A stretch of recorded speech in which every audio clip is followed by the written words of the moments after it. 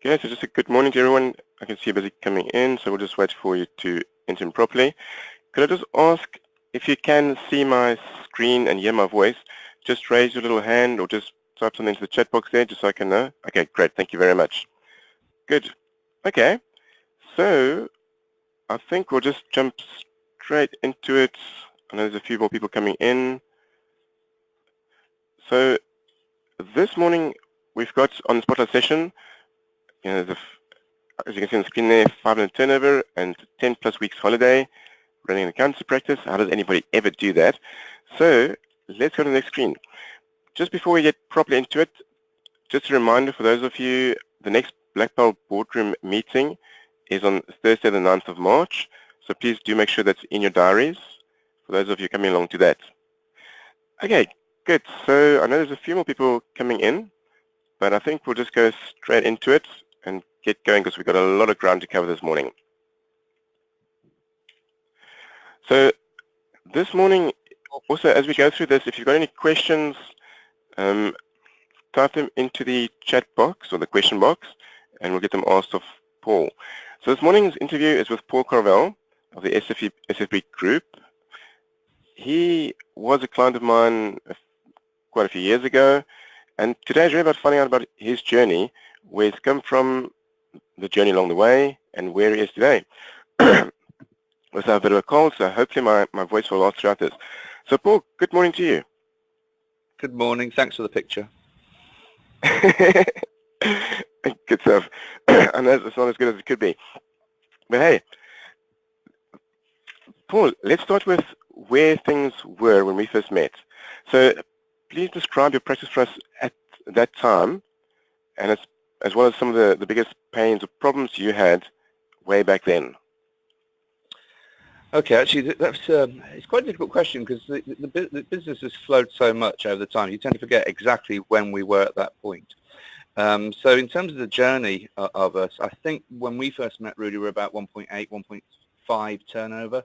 I think we had, I think there was actually 3 owners at that point. In time when we had a sort of mishmash board. We would just go more onto the corporate structure at that point, but we're still really a partnership, and we had 1 salaried partner in there as well.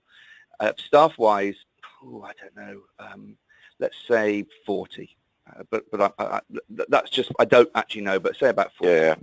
Yeah. Okay, so that was in, and describe to us the journey. I mean, it's been a number of years, and I agree with you, can't even quite remember the starting point, but what's been the journey like and the flow to where you are now? Because a lot of the people who are on this call this morning are on a very similar journey to where you're at, and are probably going to come across some of the roadblocks that you came across and had to bash through. So share with us a bit of that flow over the years and where you are now as well then. Right, the flow, the biggest thing is you need clear vision and you need leadership. That's not to say, I never had a dogmatic vision, but I had a vision. And what I mean by that, I'm terrible at veering off. And that's fine, because sometimes you have to seize opportunities when they fall due. And I've seized quite a lot of opportunities. So, but you do need clear vision.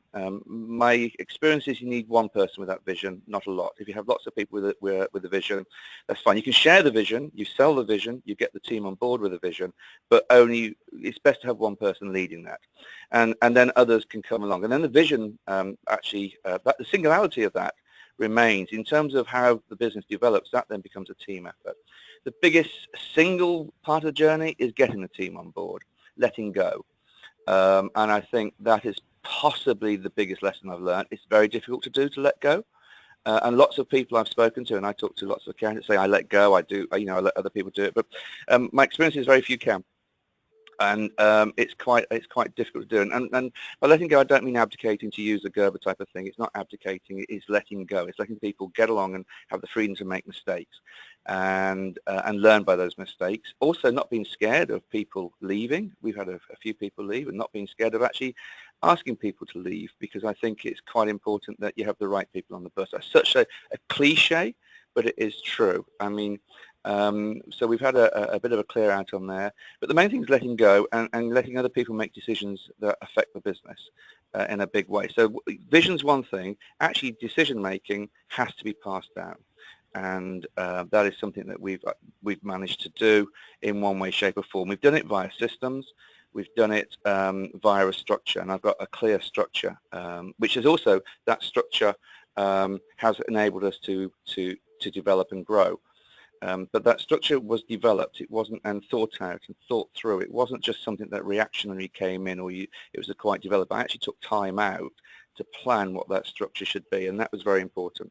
Oh, the other thing I've learned is when to act quickly and when to ponder, because sometimes I used to just fire from the hip, shoot from the hip all the time, and there's lots of unintended consequences from that. And that is a skill I've learned, that and to be brave not to make a decision, because you need to ponder. So that is something that I think as age and as I've developed, I've actually know when to say no to a decision and when to say yes and when to think it through. That's not fair. I'm dismissing it, but not to make a decision, because very often I made decisions too quickly. And I do remember that was something I really admire of you, your ability to sit and ponder something for months when it was the right thing to do. Years. I mean, no, seriously. I mean, there are some areas. So we're now expanding into new areas, and the business is growing to different areas. But and the one that's is quite a fast-growing area at the moment is our forensic side of the business. But that was actually, I needed the right person to run that. And I just didn't have it. I knew, and also I need to know how we're doing it. And I've actually done a specific product within that forensic, which I've developed before we did it, it gave us a slight USP. But the fact was I needed to think it through. I knew that if we were just following what other people were doing, we would never have got anywhere, and that was quite important. Good stuff. So if somebody is at the point where really they should be letting go, what would be your top tips for them in jumping that hurdle? Apart from sounding a bit cliche and Nike and just do it. The other big lesson I learned, I'm become a big believer, and really, you know this, in profiling. I'm a massive believer in profiling your team, and I think that singularly has been the biggest thing that's helped me make decisions. Not one profile is better than another, but actually having a balanced team. So I have a very, very balanced team across the board, from top to bottom, in every aspect of the organization. It is balanced. And if the balance isn't right, we aim to do it. And sometimes having a balanced team is more important than having skills. And that I found quite a major thing. And if you get the balance right, then I found that enabled me to let go of decision making. Because in a balanced team, you have the people who start the conversation. That's me, obviously. You have the people who continue the conversation. You have the people who end the conversation. You have the people who interject. And the people who interject are probably the most important ones of all, because they're the quiet ones, but they're the thoughtful ones. And if they are not allowed the space to interject, and if you don't listen to them, or won't be told you, but they are the ones that actually help balance the whole thing out. So having that, our meetings are run in that way. I know who are the leaders of conversations. I know who the interjects. I know who those are. And we make sure everybody has their moment. And then everybody participates a lot better. And that balance has been very important. And that's throughout the group, by the way, and throughout every level again. The other thing I did, sorry, Rudy, the other thing was I made certain important decisions became the entire organization's decisions. And even that today, no matter, I mean, we're about 100 staff now, but we're going to be more soon. But even that, all decisions are made by the team in certain decisions. And if they're in a remote location, they Skype it. Okay, let's go back to the profiling then. So for those of us on the call who don't quite appreciate what you're talking about when you're talking about the profiling, I do recall you were a big fan of disc profiling, but share us a bit more. How does it work? Well, I actually got myself I was profiled and found it fascinating to actually read it myself and realize that somebody had got me. And people like themselves, so it's quite nice to read something that was actually, in my opinion, quite nice. Other people read my profile and say, "My God, what a sod!" But people like themselves inherently. So I thought it was quite interesting, and then I got into how it's Marsden, theories and what have you. So it's just the 4 quarters, and a lot of people have heard that now in business.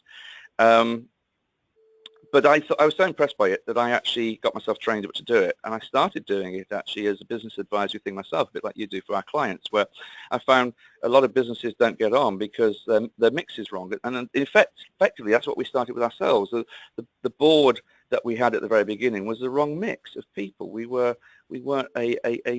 didn't work together in the right way. That's not to say I changed the board, but you can put masks on, and when you're got that knowledge, you can understand where people are coming from a lot better. And so understanding what motivating people and where people are coming from is really powerful. Oh, that's another thing I'll come on to as well, which is pay. But by having this profile, I started doing it for clients. And profiling the boards when they weren't getting where they wanted to, and realised that actually when I actually changed the board or they brought somebody in, this isn't about ownership, by the way, this is actually about decision makers within a team. And a lot of people think I'm on about changing ownership. I'm not. I'm actually on about getting the right people in the right place. I call it the vanity and sanity. We have the vanity and sanity of turnover. I call it the vanity and sanity of control, not ownership. Okay. Anyhow, I brought I started doing it for our clients and realised it works. By changing the mix and bringing people in to important decisions that actually balance the board out.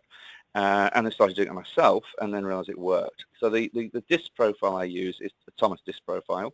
You can use it anywhere. I got myself then trained up to do it, and I am trained. We use it all together, and actually there's a couple of members of us who are now trained up to do it. I don't do it much myself now. I delegate that down, but for a while I did it. And so it's a profile that tells you what you are, it tells you what motivates you, it tells you what doesn't motivate you, it tells you how you sell, because everybody sells, it's just that they sell in different ways. It tells you what's important to you, what your fears are, what your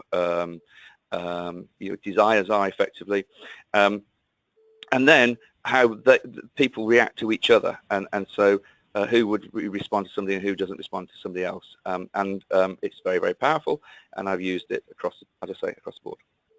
Okay, fantastic. So please share with us some of the biggest lessons with regards to staffing and eventually getting to an A+ team beyond just the profiling. What people are you looking for when you want people? Okay, I've gone a complete circle now on what I'm looking for. Complete circle. There was a period I really heard me say this before. Now I'm probably the thickest person in our building. In terms of, if you look at my school qualifications and where I come from and what I've got, I just haven't got it. On paper, I was a failure. Okay, somehow I scraped through my chartered exams, but it was a scrape. But it's a fact. And I when I came in here, and I was a junior partner. I was the longest serving junior partner ever known to man. We raised the bar to say we only wanted, grade A star pupils and really good degrees and all the rest of it. And then we went to degree only, like a lot of people do. We followed the crowd, but that's all gone now. That's completely gone.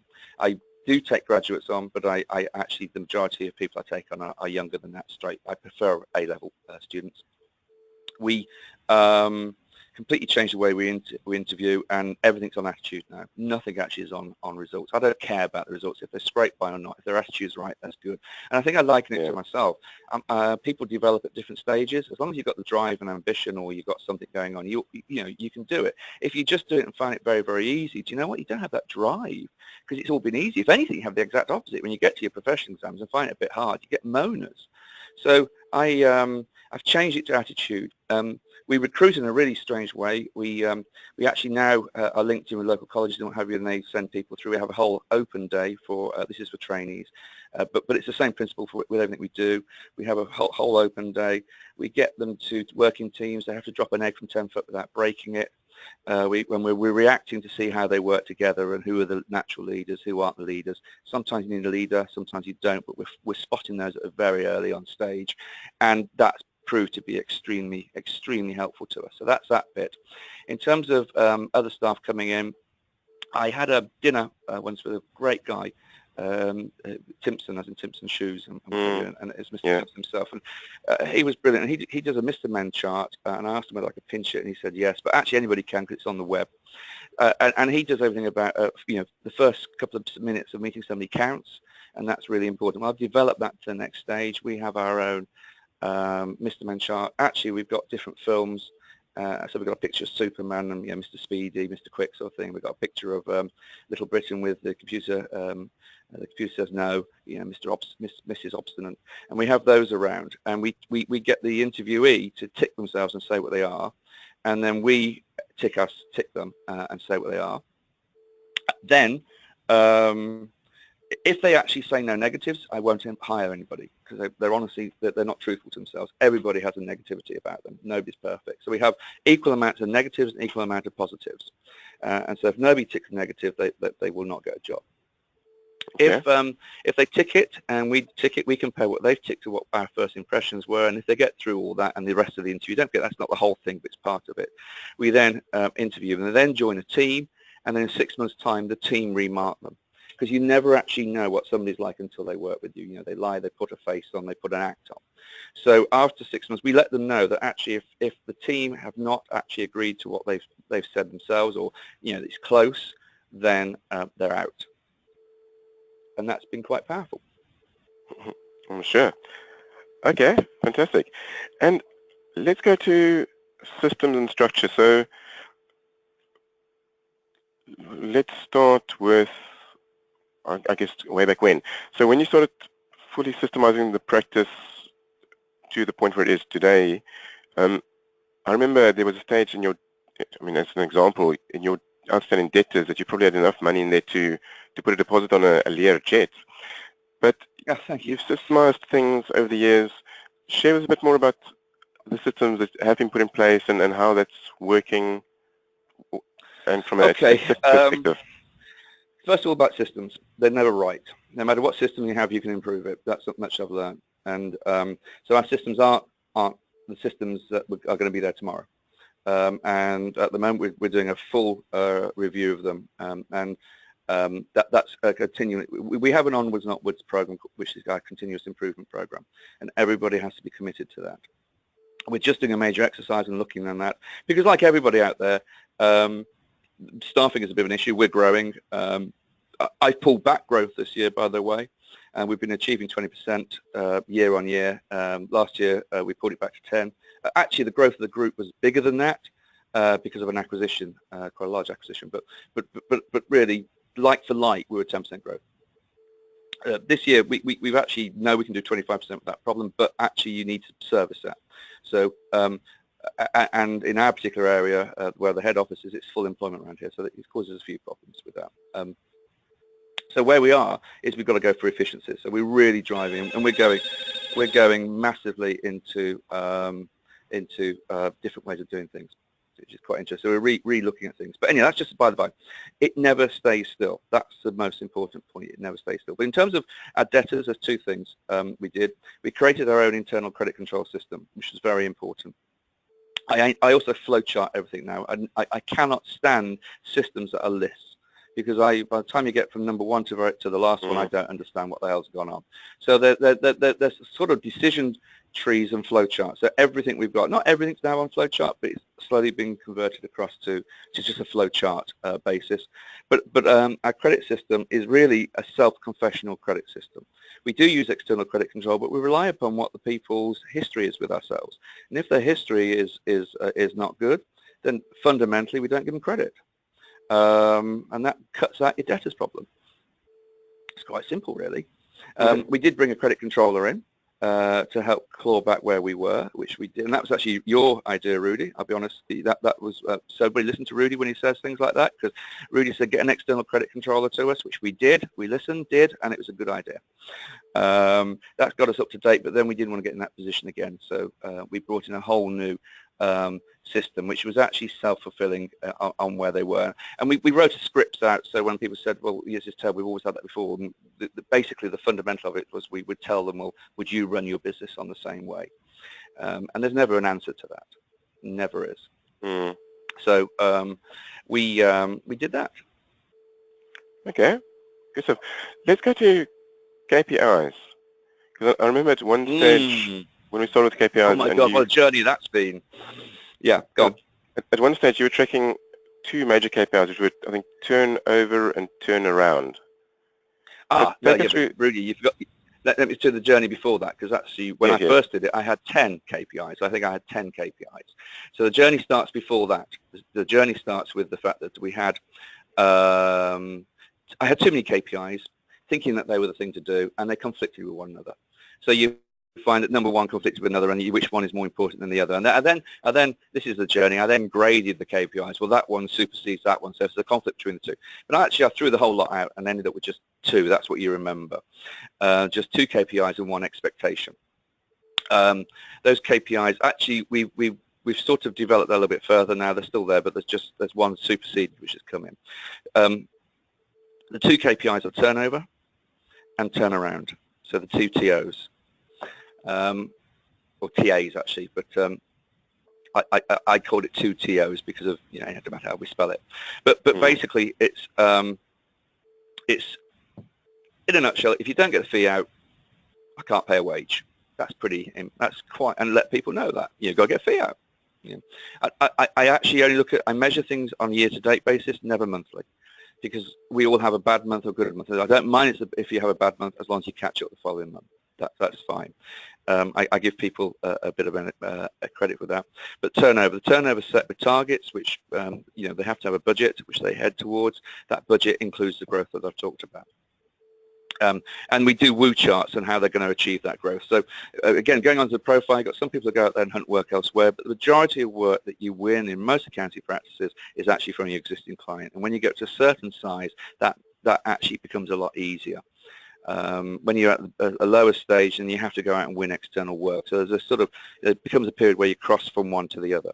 But we do woo charts on how to cross-sell. So sorry, define woo charts.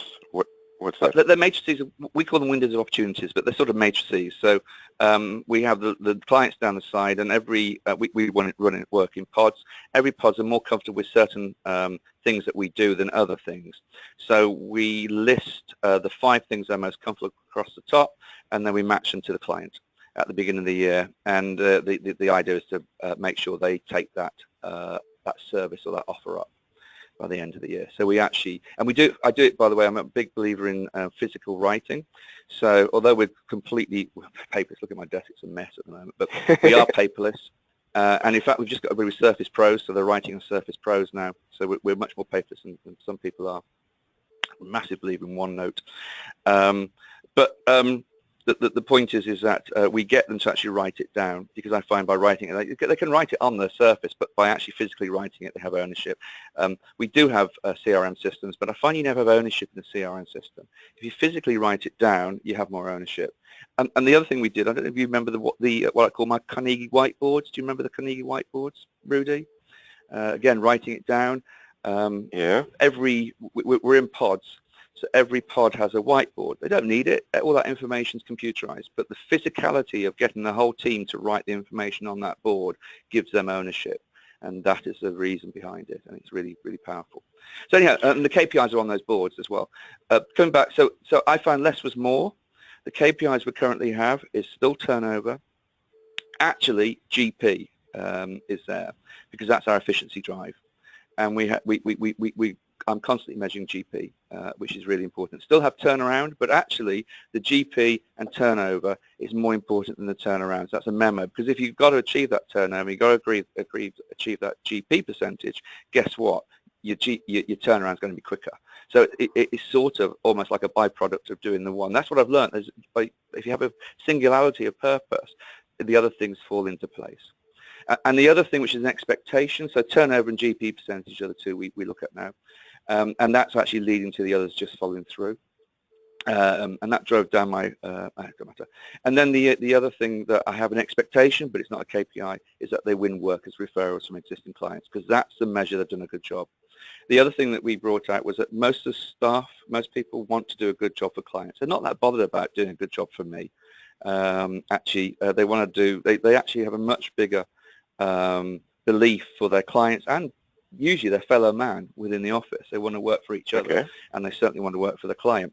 So I just basically said, well, how can you say that you're doing a great job for the client if you don't get them referring work to you? That's your best measurement that you've actually done what you set out to do. Absolutely. Okay, let's go to whiteboards, because I know some people on the call are still a bit finding the concept of having a whiteboard and actually using it a bit foreign. Please share with us your experience there with whiteboards. We sort of what I said a minute ago. They're not needed. They're absolutely not needed. It's like timesheets. It's that debate about do you need timesheets and all the other things. By the way, as far as timesheets goes, we've tried everything, and the answer is absolutely. But for different reasons. You don't do it for fee. Anyhow, the whiteboards is literally what I said. So we have certain things on there. I designed it. I actually did design it. Again, that's one of my pondering moments. What do we need on there? What's most important? What's most important? And I thought, well, it's a workflow board. It's actually the workflow. So anybody, and we work in pods, which I think we'll talk about later on. Anybody in the pod knows where they are, knows what's expected of them. They can look at, they can see it. But really, there's two things happen with whiteboards. We moved offices and we've become more open plan. So the two things with whiteboards: one, by physically writing it down, you have ownership. But just reading it on a computer printout or on a printout that comes up on your screen, you never have ownership.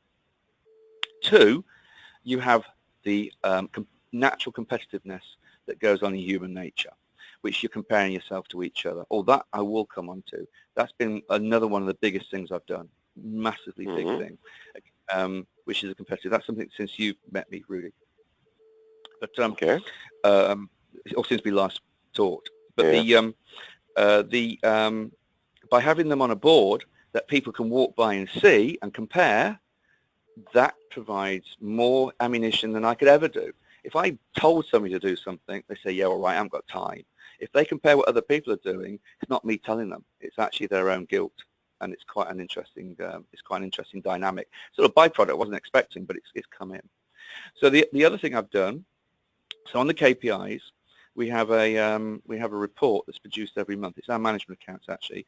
I've released the management accounts, pretty much most of the information everybody can see, but we've broken it down into the individual sections that they work, with a target for what the GP percentage is and what the turnover is.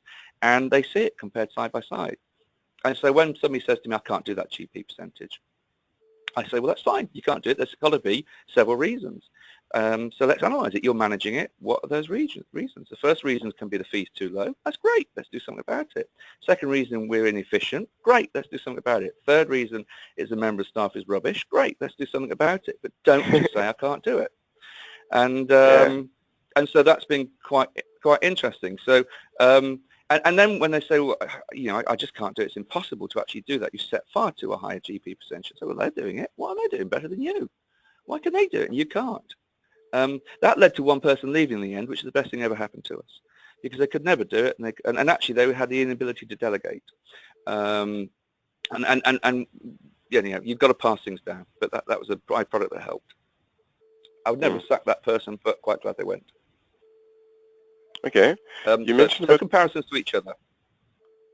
Yeah, and you mentioned about competitiveness and human nature. Tell us a bit more about that. What you...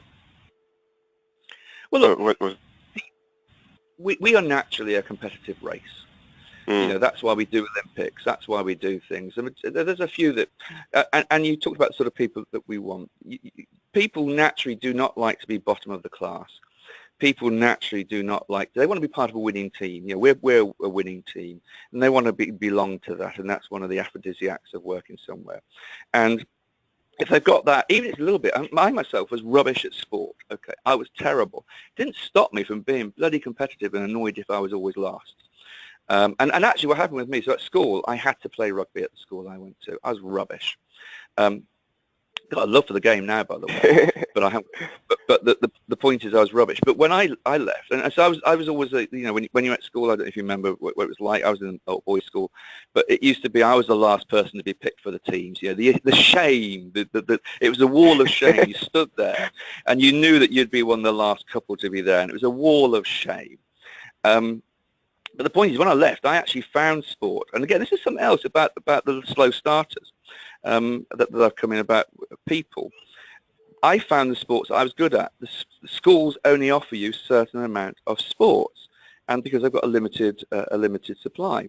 So I became good at, or found I was actually really good at squash, which is great. My knees are buggered now, but I love squash, and I sail, which was good as well. But there's a few sports that I found I was good at, and they were the ones I then concentrated at and thoroughly enjoyed. You find your own. When it's prescripted, you can't. Anyhow, that's where I come into. But I never lost. I always had that winning streak behind me, or not winning streak, that winning desire. So let that come out. Let that come out. And this is where the pods come in. This is where the profiling comes in. Not everybody has that streak. If you have a mix of people within a pod, and you've got the right mix, you will have two. Say if you've got a group of 4 people, if you've mixed the pod right, you will have 2 with that streak that will drive the rest on. 2 will sit back on their laurels. That's the point about mixing people together. And that's really where we come to. Okay, so just a quick question on that profiling again. So if you've got a pod, well, actually, let's go to pods and your pod structure. Let's start there first. So share with us, because you've mastered using pods and pod structure. Tell us a bit more about that. Firstly. Yeah, at the moment I'm writing a book about it, to be honest. I was told I should franchise it, by the way, and I had a meeting with HSBC about franchising it and decided I won't. What I'll do is I'll go into, rather than franchise, I'll go into partnership with people if they want to adopt the system that we've got, but that's fine. Okay. But that's sort of pretty embryonic. I sat down. Oh, the other thing, by the way, I found, I've got to tell you this, the other thing I have found is that you need to really understand what you're doing. If you just blindly copy something without fully understanding what you're doing, then you will trip up. So if you're going to do something, really research and really understand it. That's something. That's a lesson I have learned. To blithely just do something, you've got to. That's the pondering, the thinking through.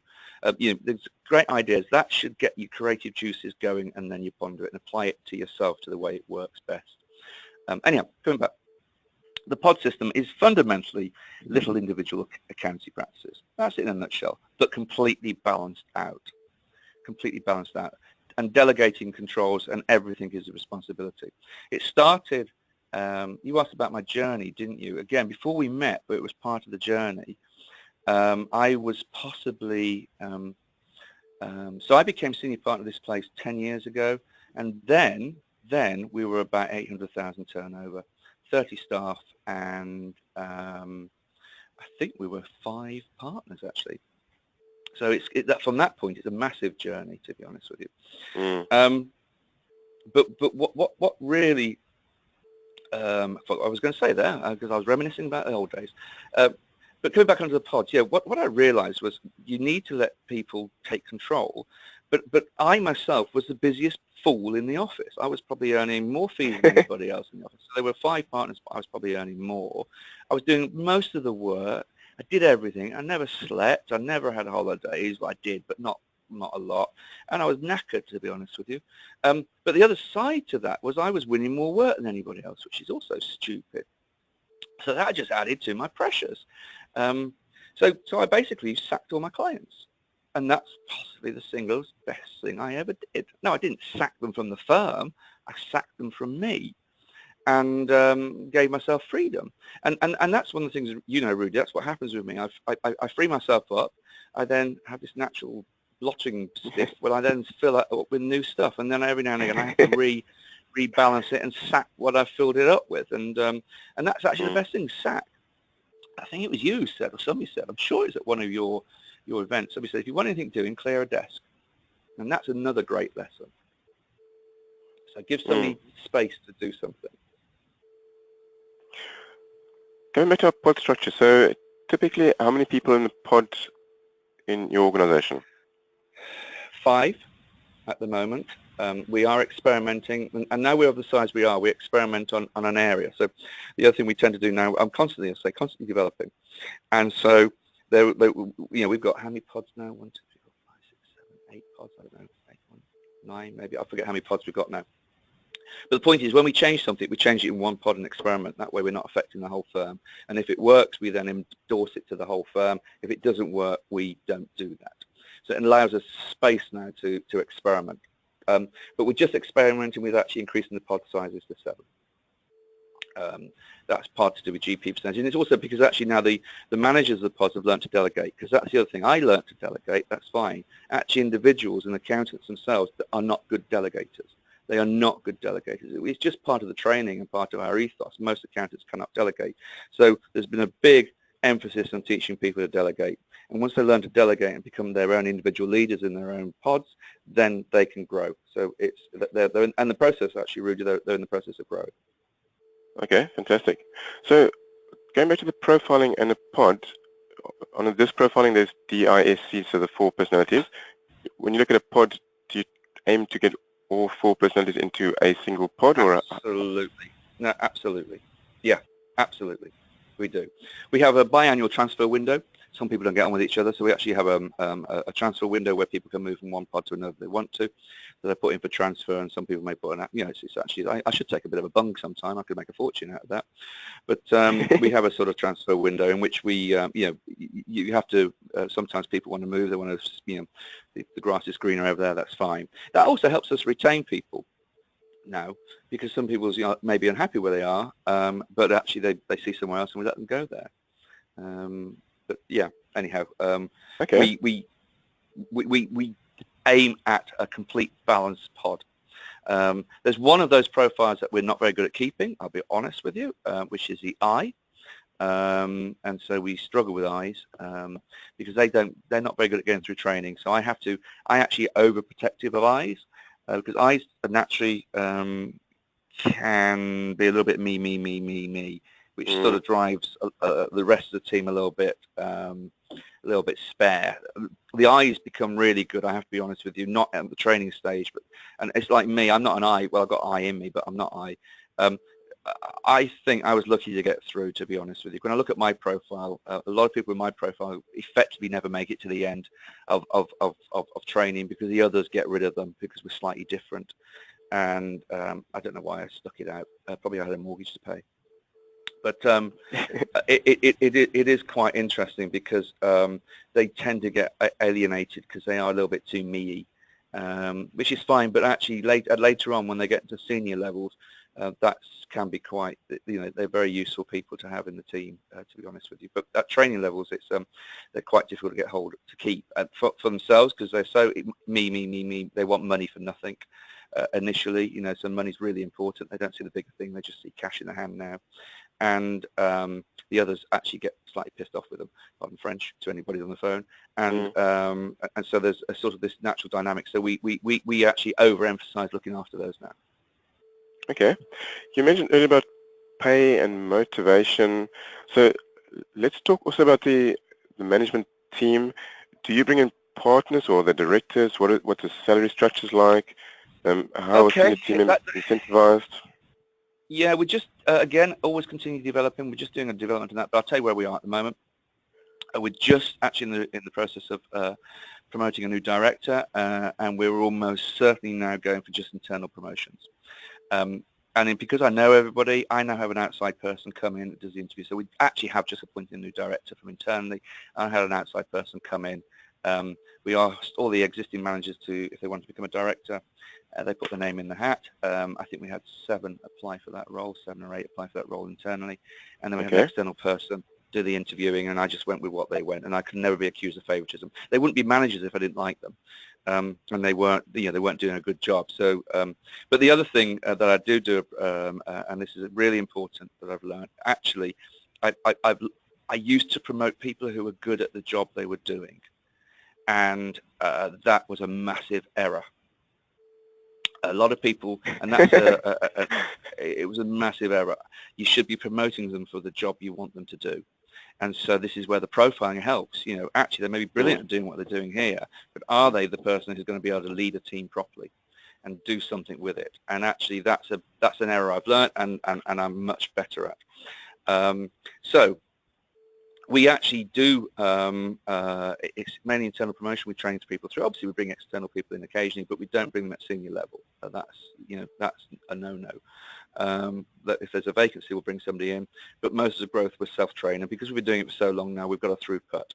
And I know there's problems with training, and I know there's costings of training.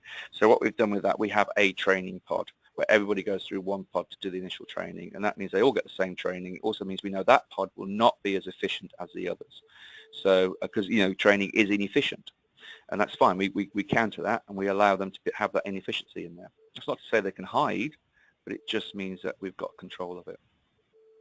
And again, when we do the intakes, we do the balance. We're looking for a bit of everything. And if we're short of a particular person in our profiling, we will employ for that sort of person. So that's it. Although we'll probably in a few years' time be told that that's discrimination and we're not allowed to do it.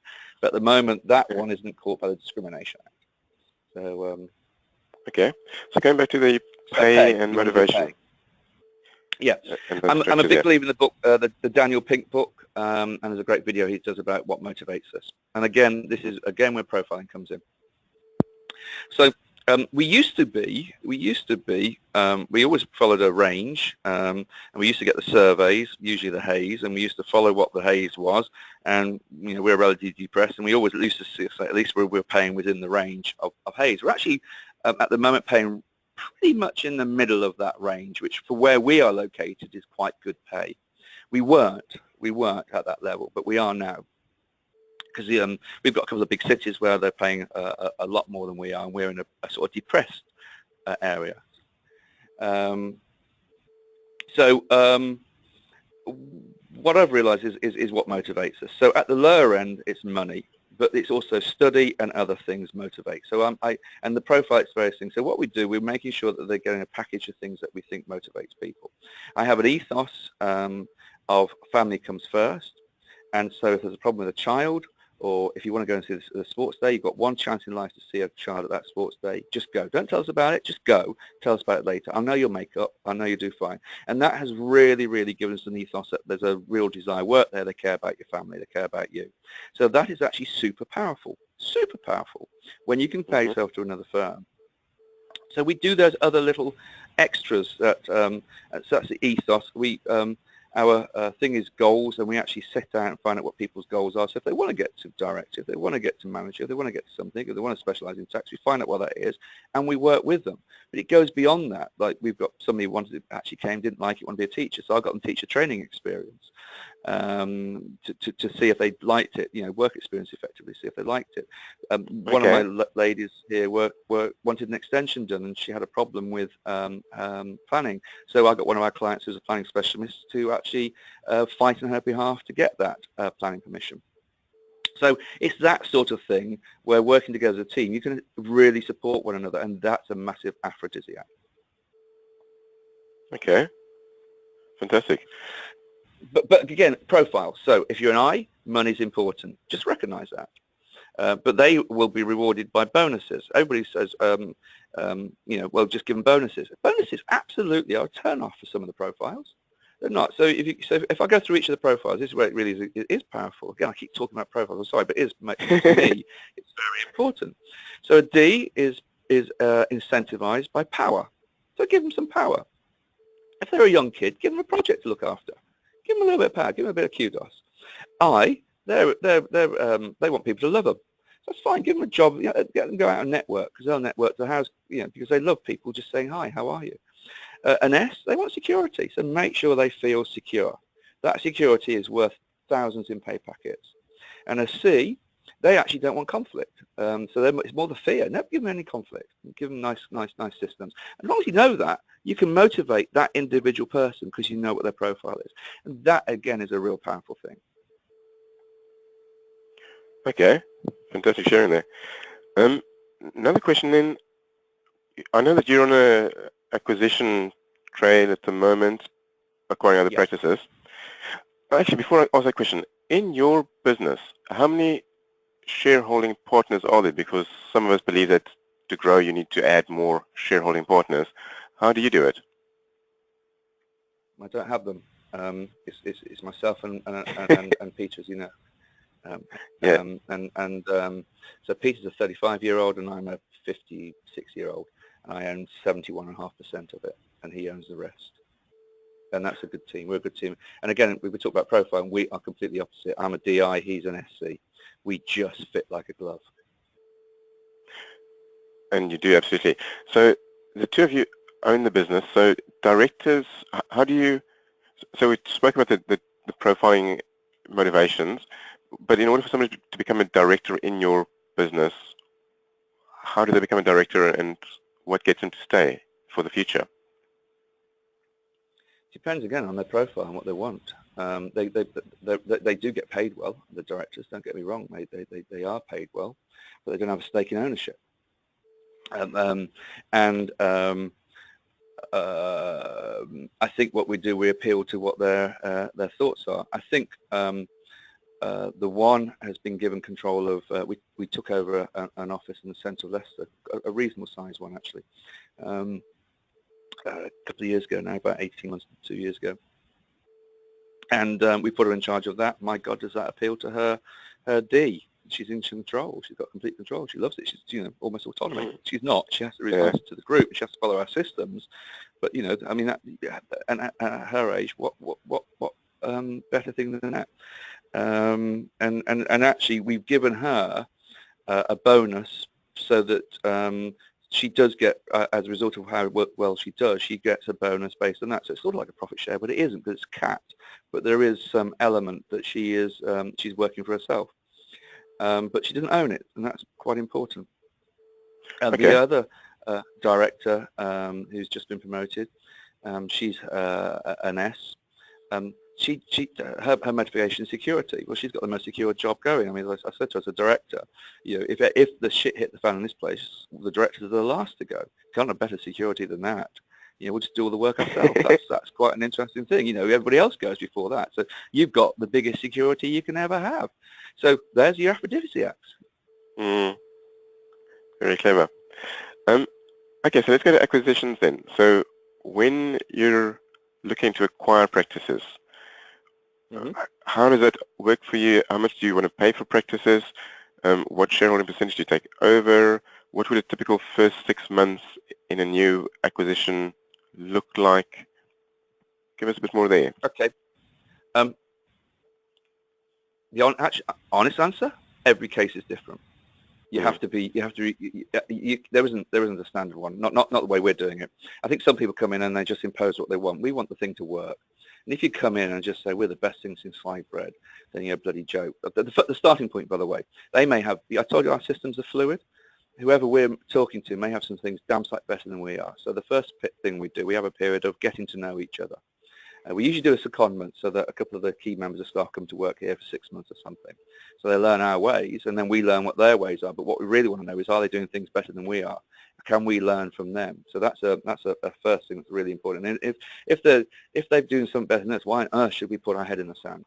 So we adopt it. And there's a few things that we've adopted. We haven't done that many, to be honest with, but we're on that trail. There's no doubt. We've learned how to do it, and this is what we tend to do. So if you like, we do have a sort of process, and this is our process.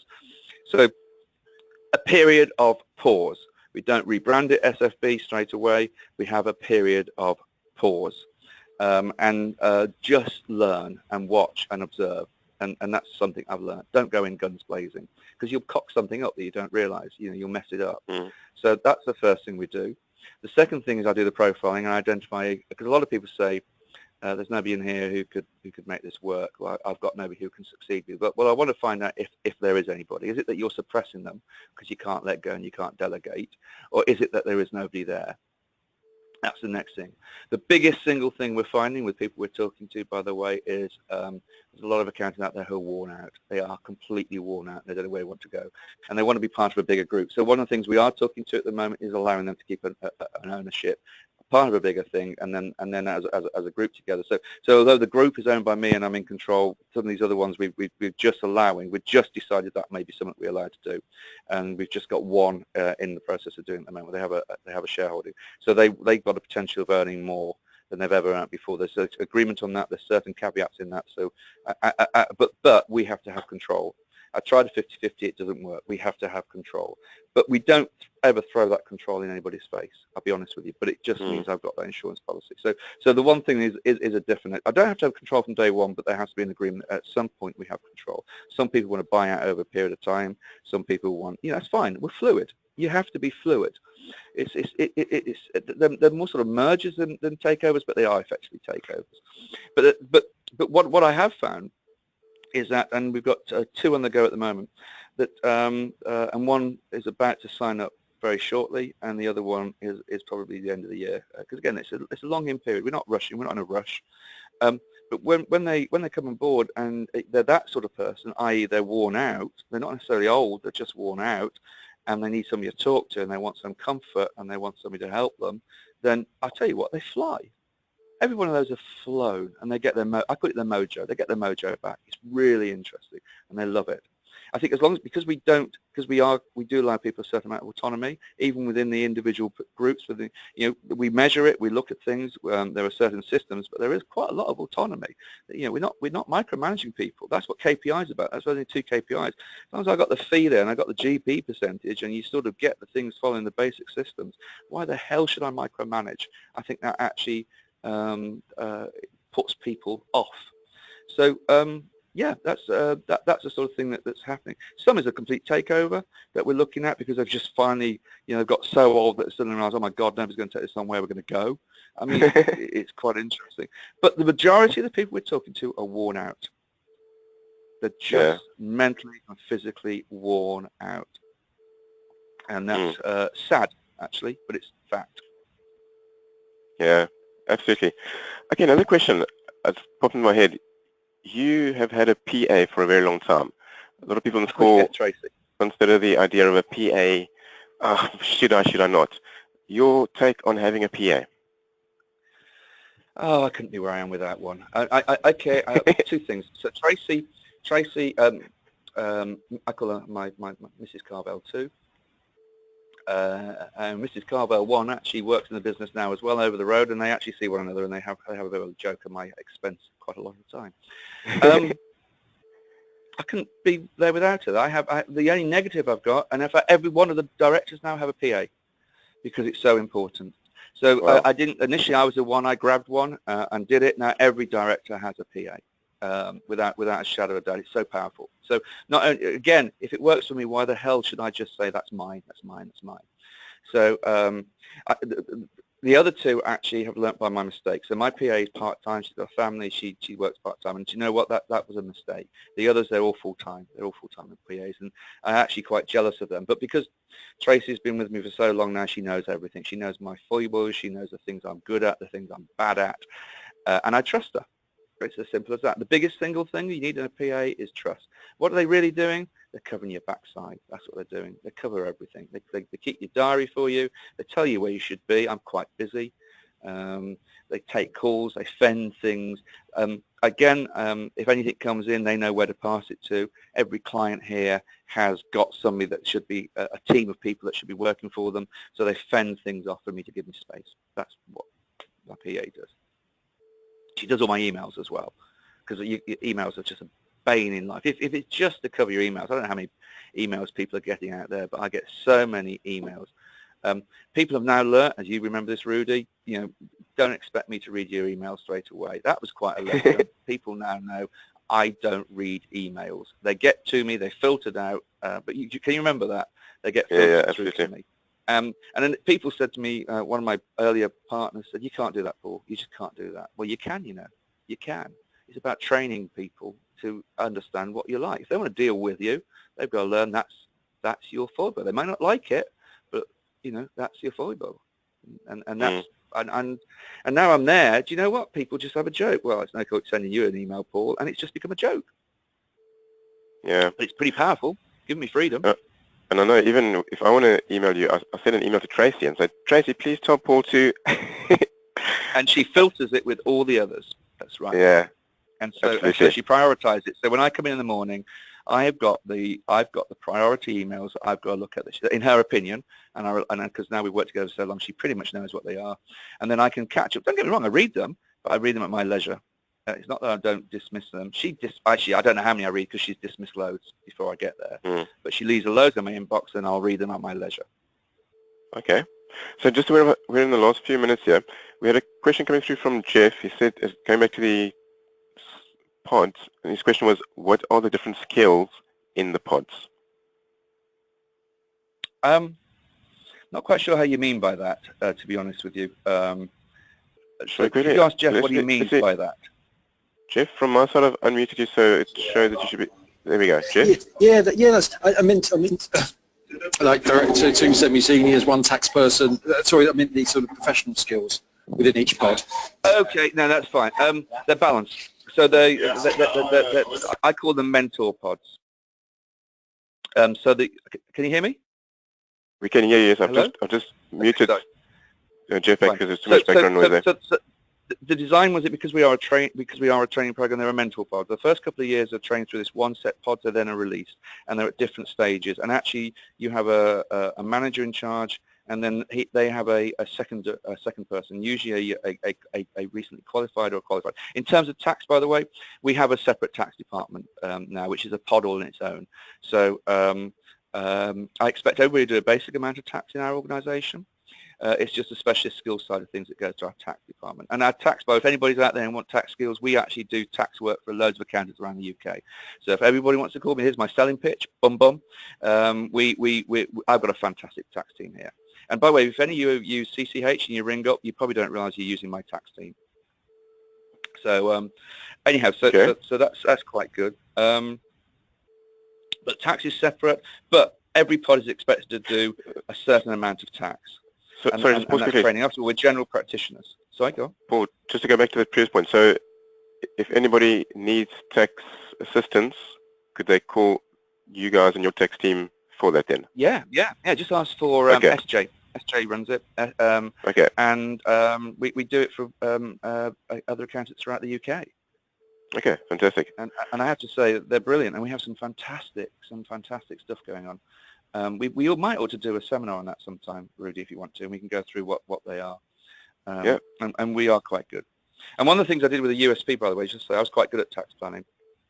I did my ATII, but I realised that we made it overly complicated, and so I broke it down and came up with my own internal tax system, which we still use to this day. And it's been brilliant, absolutely brilliant. Anyhow, bye. The pods are basically in level of experience. So there's always a qualified person with quite a bit of post-qualification experience. Below them, there is usually a qualified or nearly qualified person, and then we go through the sort of levels. And because we're growing, what happens is you may say, well, how come you can't maintain that? Because we're growing, they then become new pods because of growth. So the growth, we're creating an ability for growth. So that's the other thing that sort of happens.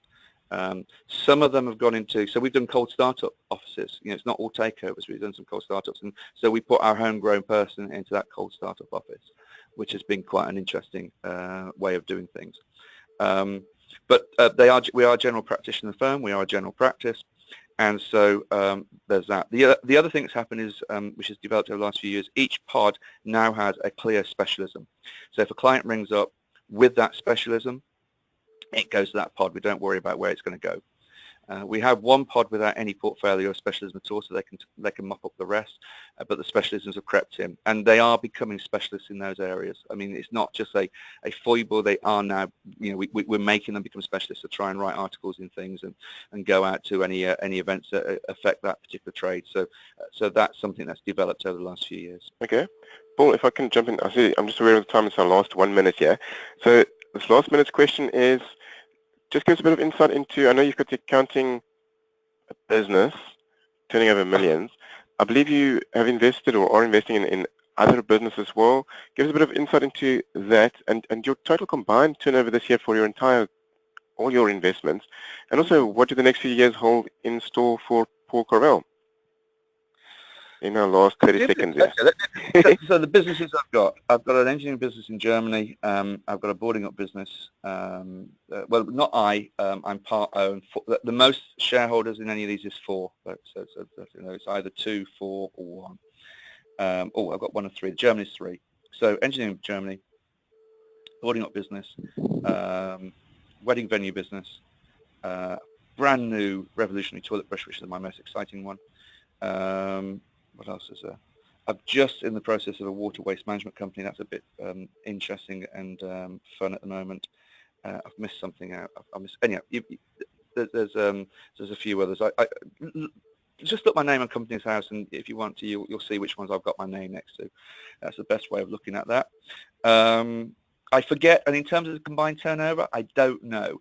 My most popular one, the one I actually like to talk about, the one that's been the most successful, was the boarding up business. We took that over about 5 years ago, and it was losing 200,000, and we're going to make 2 million this year. So that's been quite a nice one. Fantastic. Paul, I'm just running out of time, and I think we can actually end it here because we all have busy diaries. So hey, thank you very, very much for your time today. It's been amazingly insightful. Fantastic. Thank you so very much, Riz. Okay, nice speaking to you. Really and appreciate it. Good luck to everybody who's listening. I hope you all succeed in life. Thanks, Paul. Okay.